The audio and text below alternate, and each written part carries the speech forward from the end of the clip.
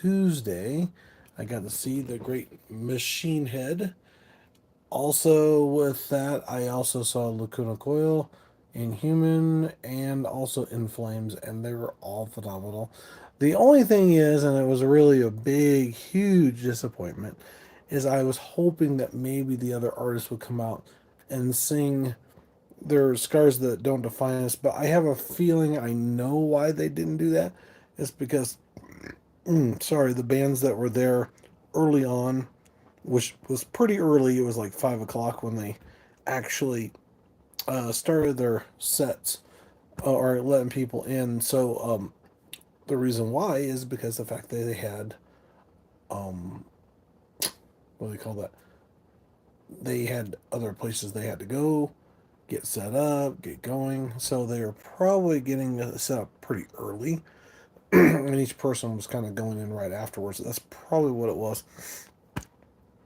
Sorry, I'm a little congested, I guess, for some reason. So, my list tonight is about some of the not so well known songs, the deep cuts of some of the bands that I have seen just recently. And you'll hear them here and get to know them a little better, and so will I, I'm sure, because there are probably some songs that I've never heard of from these bands. So, but I definitely have my normal favorites, and they did play quite a few of those, especially at this concert with Machine Head. And one thing I liked about their shirt is they got their logo on the side, on both of the arms, which is kind of cool, and the tour dates on the back. So it's kind of cool to have that. Anyway, bonus tracks. We're gonna do bonus tracks first. It's 19 through 20. Marrow is Colossus, I think is the album from Meshuggah, a track with a slithering groove that exemplifies the band's rhythmic complexity. Number 20 is Cryptic Stench, uh, is Tomb of the Mutilated, okay, by Cannibal Corpse, which is done was start it originated in 1992. Brutal with a brutal track with a technical guitar work and hunting solos. Sorry, I am not talking very well tonight, so I apologize to each and every one of you guys out there. So if I slip up, I'm sorry. Anyway, I'm kind of wondering if there's somebody that I know that might be on here. Who knows? That's joining us that has not been on here for a while, but you never know, especially since I'm on earlier than normal. Hello, how's it going? Crazy, crazy man, how are you? Are you guys gonna go see some of the shows that I'm talking about? I can't see every single one of the concerts that I want to go to, but I'm hoping that you guys can see a fair share of the concerts. Oh, look at that, we got 12 people watching. Maybe I'll just start talking about other things instead of talking about just all these different lists and this, that, and the other. It'd be a lot more fun that way. Oh, we're talking about the basically the underground, not underground. I should say the dark, um, deep cuts of different bands that I've watched lately that are on tour right now. Rigor Mortis is the band. They got number 18 is Moonlight Santana Act 3. I'm not sure. Slave to the World. Oh, Slave to the Sword is the album. That was back in 2014. For the Whore, The Sound of Steel is in 2018. Number 16 is The Slave to the Sword. Slave to the Sword is, I guess, the album and the song is 2014. Yeah, yeah, that's okay. No, I just started, so you're fine. You're fine. Don't worry about it. You're fine. Yeah, I just got started. And I was talking about this, that, and the other. And by the way, don't forget to like and subscribe. If you're new, please do so now because it's awesome. It's important. Plus, it's free. Why not? Plus, you get to know maybe some interesting stuff you didn't know before about metal. And hopefully later on, when we get enough subscribers, we can start actually asking people from bands. Say, look, I got like 1,000 people that want to know about you personally, which I think is cool. That's the whole point. That's the point of the voice of metal. Basically, it's not my voice; it's the voice of the metal community. People like you, people like me. I should say voices, but anyway. And somebody thought that was a really great idea. And I thought it was phenomenal myself, so that's the reason I'm doing it. Sorry, my screen is automatically getting darker, and I can't want to be able to see myself. Anyway, incantation is okay. Is this a different list? Because I don't remember this. Oh, maybe it is. Maybe it says okay. And okay, never mind. Number 15 is Legion of Dis. I think Vanquish in Vengeance, 2012. A slow, heavy, closer than solidifies the band's slow, heavy, closer that solidifies the band's legendary status. Okay, that's what it says. Pardon me. Number 14 is Profound Loathing. That's an interesting title for a song. Vanquish in Vengeance 2012, a doom laden track that transitions into an epic legend of dis. I don't know what it's DIS, whatever that it means. Anyway, see, I only got one person watching. I don't know if it's still Kelvin.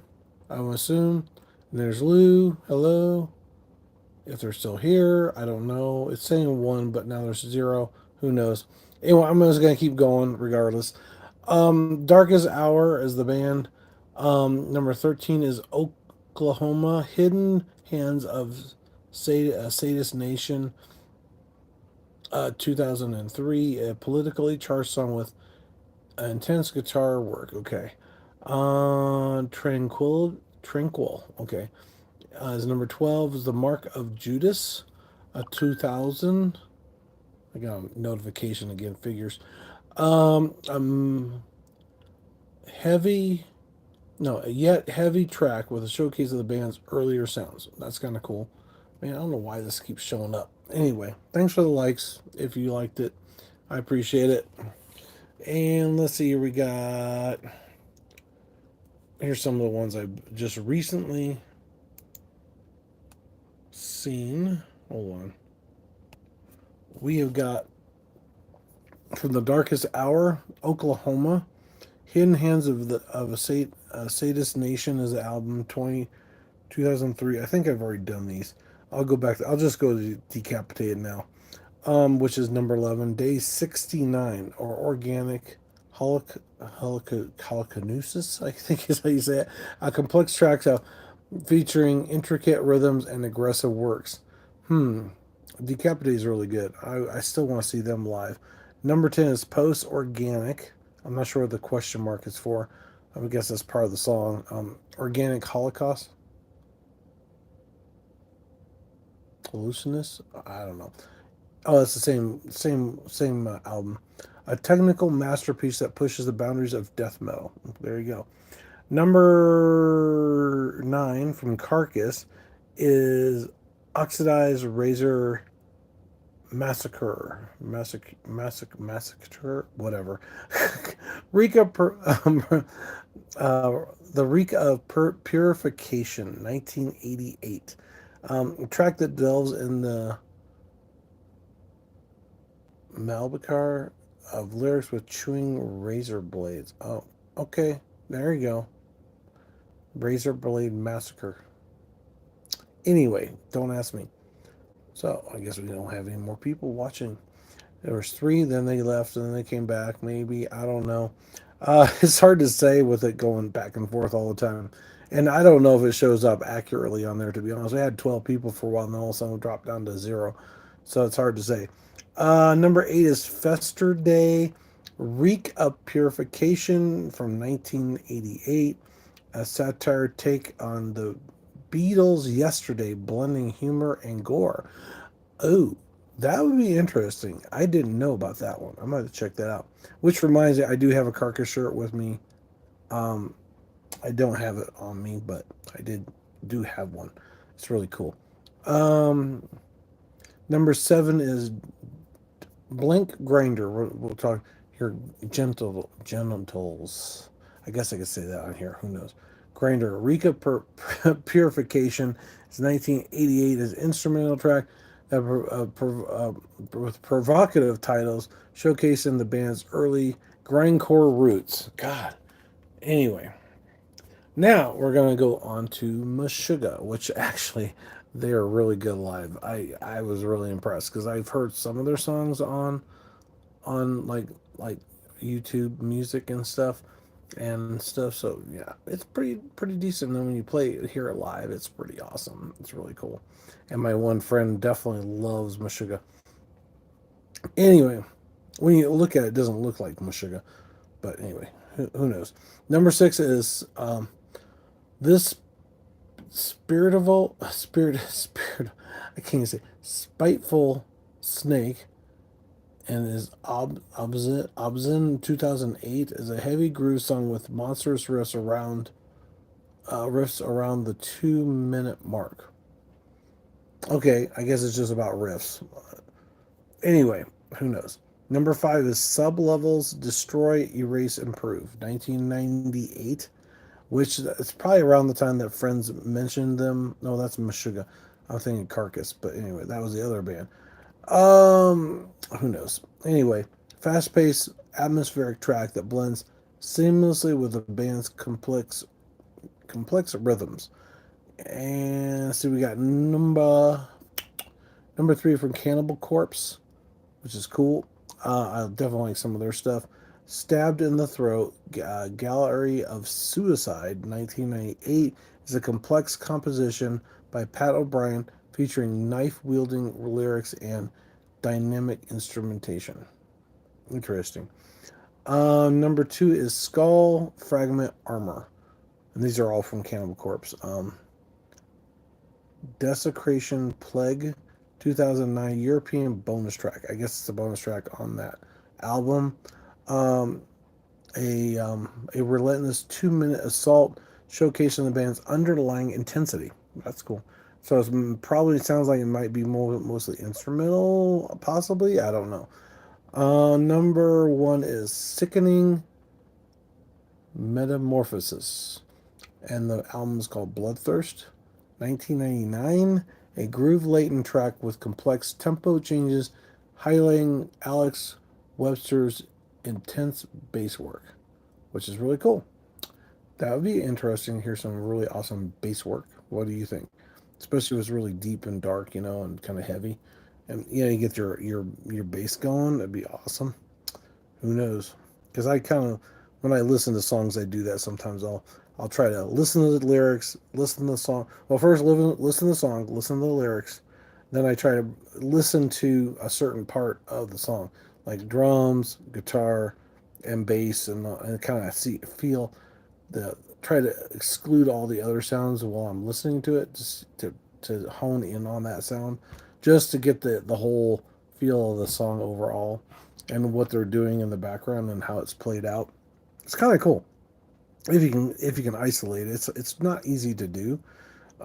Sometimes you pick up some other stuff while you're doing that, but it's kind of a challenge, but it's kind of worthwhile. So anyway, and while I'm on the subject of different types of music and sounds, reminds me of Carla Harvey's Sick Ones that is out right now.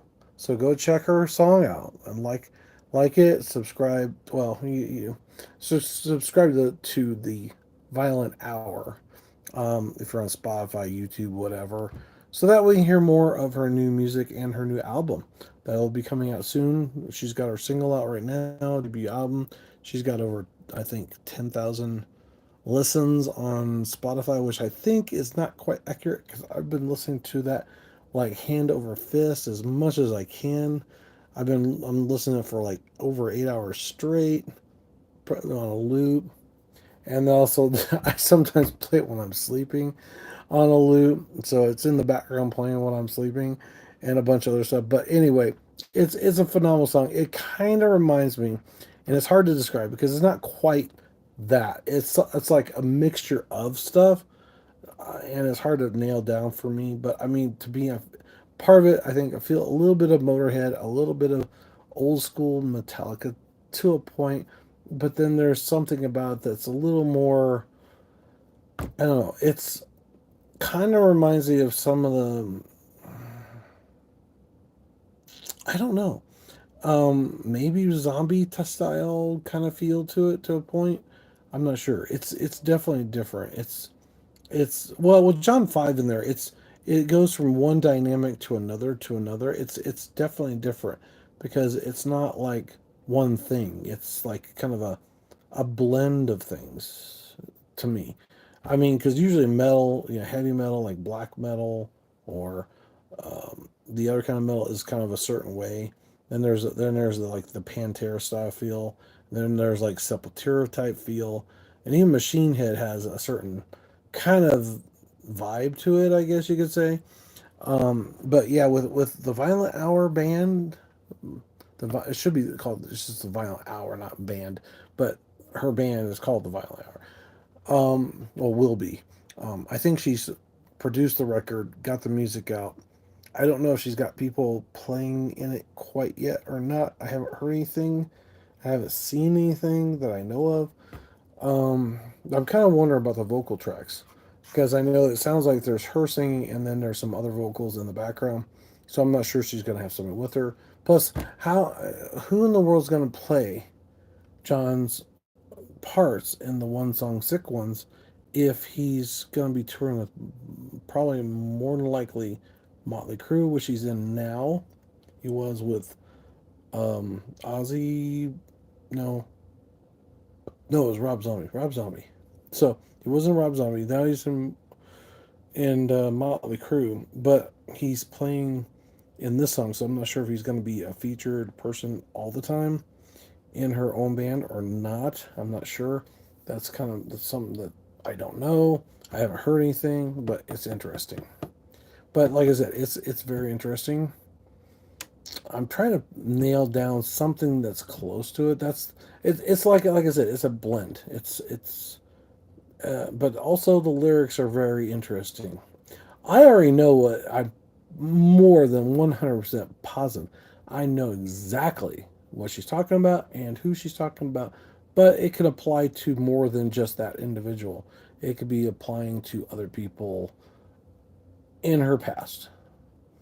And even it relates to probably just about everybody out there has had that kind of a relationship with somebody where they've kind of taken advantage of somebody and basically say that they're going to be their friends and they're not quite as friendly as a friend as they actually should be.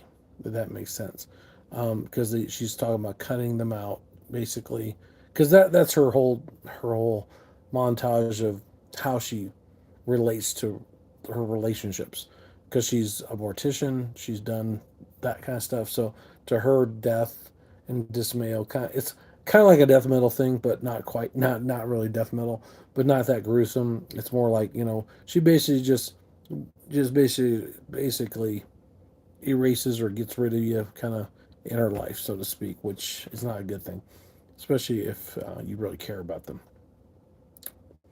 Um, yeah, it's kind of interesting. So it's kind of an interesting whole song itself as a listening to it. Um, there are lyrics out there. I know usually YouTube has lyrics fairly soon when a song comes up, but not always. Depends on the group and how well known they are. I think plays a part of that a little bit, or the service that puts out the lyrics themselves, because I think it's a third party that does that, and then they just insert the lyrics into the app itself or the when you're listening to it on there. I don't think Spotify has that. But anyway, so hopefully you guys will have a good night. Um, I will be going to a concert on a Saturday night. I think it's not this coming Sat. Well, and not this Saturday. This is coming up. It's the next Saturday after that. Which reminds me, I ended up buying the tickets at the wrong venue from Bands in Town. It gave me the wrong link. Basically, I had Denver, and then the one link took me to a site for one of the ticket things, but it wasn't Denver at all. It was some other place. I forgot where it's at. But anyway, so I think I got a partial refund because of that. I hope, and I tried calling them again today to see if I can get the rest of it done because I only got one ticket refunded, I think. And then I'm gonna hopefully I ended up buying tickets for the other show, which did cost more, but hey, Well, the Denver one, the one I wanted to go to, and it's going to be Arch Enemy, and I forgot who else is singing with them. Some bands I don't really know that well, so I'm gonna have to find out, research it, and maybe get a list out. I could do that tomorrow night. I think I might do that. Do a list of all the different bands that they're playing with while they're on tour, so that way you guys can get an idea what songs are available from these other bands if you want to go to see Arch Enemy too. So I will let you guys all go. Maybe I will see you in Denver if you're in Denver, or if you're visiting in Denver and don't say nothing to somebody about it until then. But I understand because somebody mentioned they were in there. They were there and they were at the concert that I was at the one time with Cannibal Corpse. They're like, oh my gosh, you were there? You should have said some. I even did videos of some of the bands, little snippets on the channel. So, but they were probably too busy enjoying the show to pay attention to the channel, which I totally understand completely. Yeah, it's one of those things. So you never know. You never know what you're going to end up having. I think maybe some people might have recognized, but they didn't want to say nothing because they were probably too terrified to talk to me, or maybe they just weren't sure if it was. Is that guy on the Voice of Metal, Christopher? Yeah, or Chris is what I go by. But you can call me Christopher. It's fine. But I usually say only certain individuals can say that because she made it special. Let's put it that way. Anyway, anyway, I'll shut up about that. You guys take care. Have a good night. And I will see you maybe Denver, maybe a concert someplace else, maybe on here later on down the road. Well, you of course you'll see me later on down the road because you'll be coming back, checking out the channel, see if we actually got some metal artists on here eventually, which I'm hoping. We'll see. We'll see what happens. And who knows? Maybe there'll be some other cool stuff that happens later on down the road. You just never know. Just never know. So thanks for watching. Take care. You guys have a wonderful night. And hope to see you guys out there. Don't forget to headbang, like, and subscribe to the channel. It means a lot in the world to me and to everybody else in the metal family out there. Do it. Just do it now. Right? Take care. Bye.